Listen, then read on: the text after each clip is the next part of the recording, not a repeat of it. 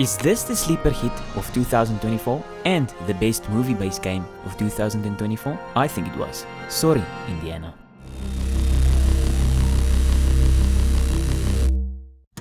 I love the gameplay of the game.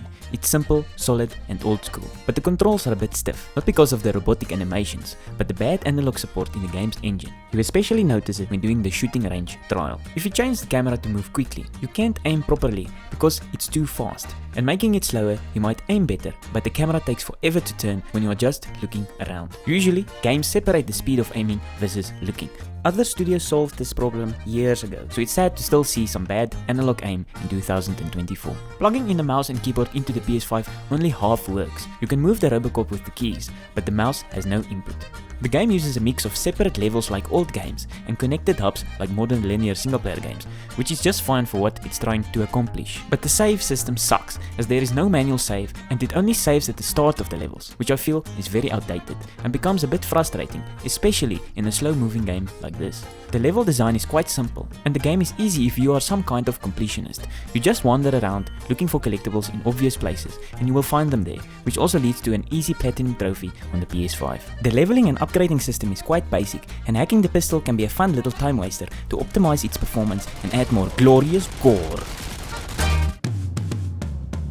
The environments look amazing, and I love the aesthetic of the original movie that they kept and built on. But even though the game looks great in some cases, it has a cheapness to it, like seeing no hands or feet when you climb up a ladder, for example. The faces and animation look crap and outdated, but it seems like face capture tech is only used by big studios like Rockstar. They try to capture the people's faces from the movie, and in some places it looks good, but sometimes it's also kind of creepy in that uncanny valley sort of way, as the characters have this empty stare in their eyes. Story-wise, it tries to be very 1980s action movie inspired, which is great, obviously. I like that this is a story about police serving their community and protecting the innocent from threats big and small. And at least not everyone in the evil big corporation was a bad guy and tried to help Robocop as well. There are some plot holes, like someone using a whole army of robots to assault a police officer but not being charged for it, or Robocop just watching as someone gets destroyed with a machine gun and just standing there. I liked walking around and finding little side missions and jokes everywhere off the beaten path, and it made this stiff cyberpunk world feel a bit more alive. You could arrest me, officer. I even have my own handcuffs.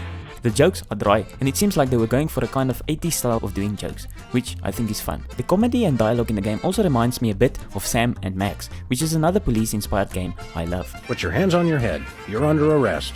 Aw, come on! It's a free country! Whoa! Who told you that? But the dialogue can also be bad sometimes and a bit boring. A lot of things have changed since I wasn't around.